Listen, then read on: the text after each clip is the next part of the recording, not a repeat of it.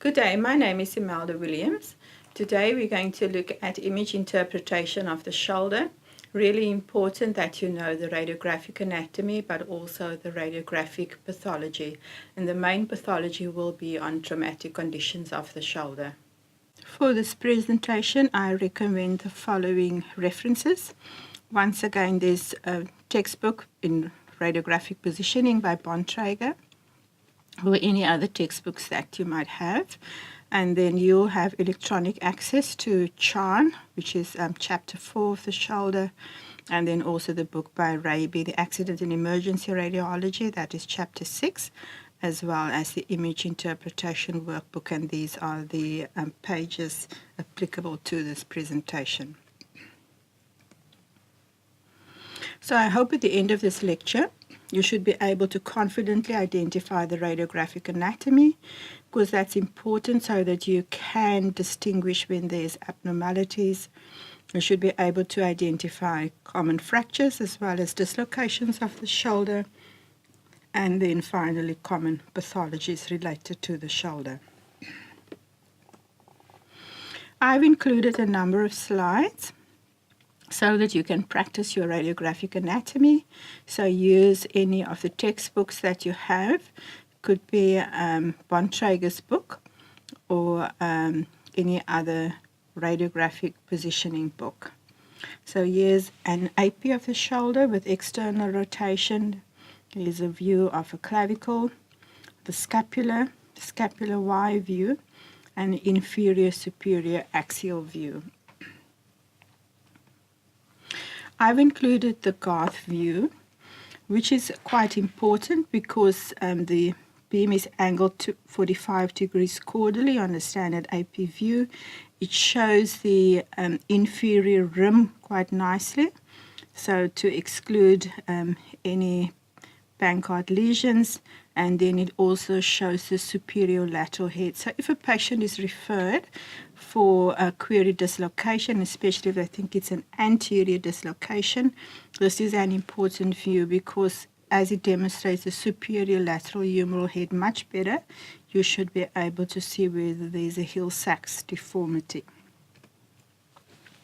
So some of the common trauma to the shoulder: be fractures of the clavicle, the humeral head, or the scapula, and then dislocations would include anterior or posterior dislocations, as well as dislocation of the AC joint. So in terms of alignment, the glenohumeral joint space should not exceed 6 millimeter. The clavicle inferior margin should be at the same level as the acromion, and the AC joint space should not be greater than 7 millimeter. So for bone, exclude signs of fractures, for example, steps in the cortex or disruption to the trabecular pattern. And then also exclude associated fractures. For example, if there's a scapular fracture, also look for fractures of the ribs. And then exclude Hill-Sachs and Bankart fractures if there's an anterior dislocation of the glenohumeral joint. So for cartilage and joints, check that the joint spaces are well preserved and that the borders of the humeral head and the glenoid should appear as two parallel lines. Finally, looking at the soft tissue, if a patient has been x-rayed in the erect position and if there's an intra-articular fracture of the humeral head, you might be able to see a lipohemathrosis. And then with common pathologies, rotator cuff calcifications, and then with scapular fractures, exclude, and especially if there's rib fractures, you need to exclude whether there is a pneumothorax. So just focusing on the scapular fractures, normally quite a violent force is needed to fracture the scapula because it's quite a strong, sturdy bone. It's associated with avulsion fractures of the acromion or coracoid, or also with AC joint dislocations.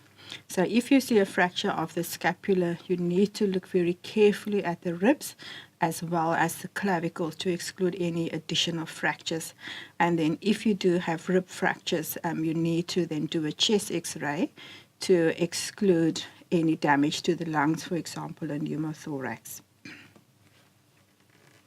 The most common types of clavicle fractures in childhood occurs due to a fush injury, with the middle third being the most common area. However, there is a risk of subclavian vessels of brachial plexus. So the types of clavicle fractures could be that it's undisplaced, could be transverse or comminuted, as is in this case. So within the third part of the clavicle, we do have a comminuted displaced fracture. Anterior humeral dislocations are the most common. It makes up about 90%. The humeral head is normally displaced inferiorly and anteriorly.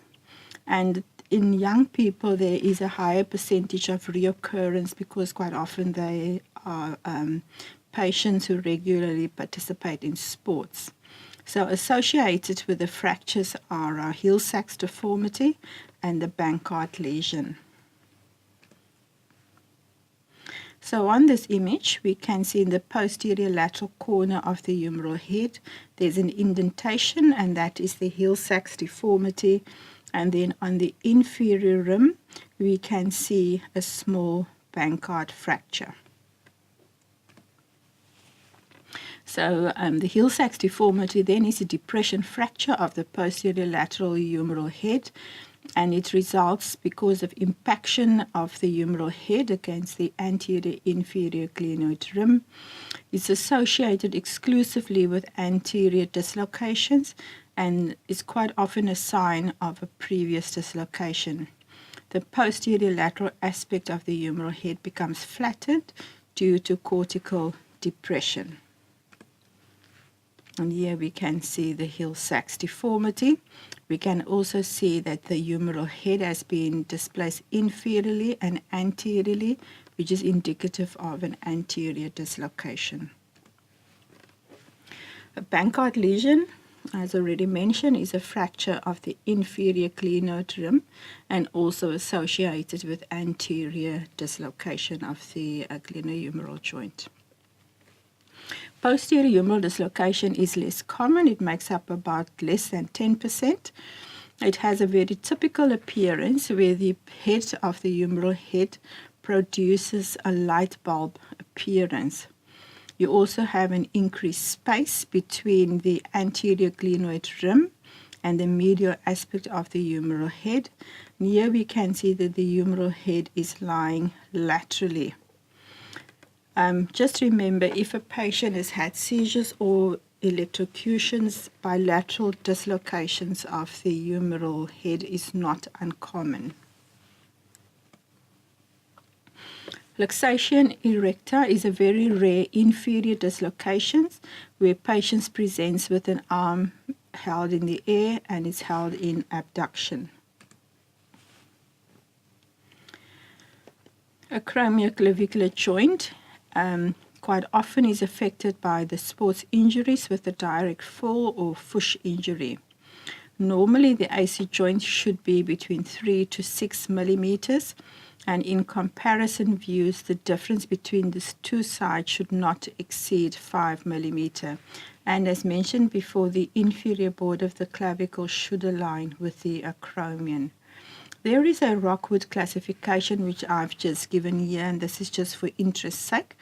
So AC joint injuries and fractures can be classified into 6 types, with type 1 a very mild sprain, whereas type 6 is the worst, and it has an inferior dislocation of the AC joint with rupture of the AC ligaments, the CC ligaments, as well as the joint capsule.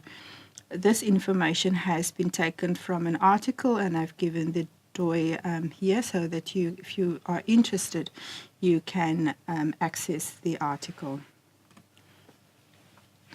The rotator cuff comprises 4 muscles, which helps in stabilizing the shoulder joint. They are the supraspinatus, infraspinatus, teres minor, and the subscapularis.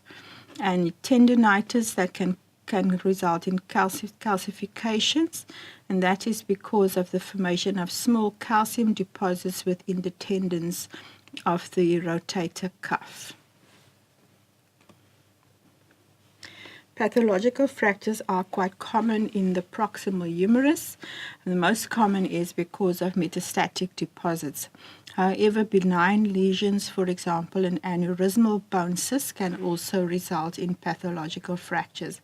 So here we can see that this is a pediatric patient with a large aneurysmal bone cyst.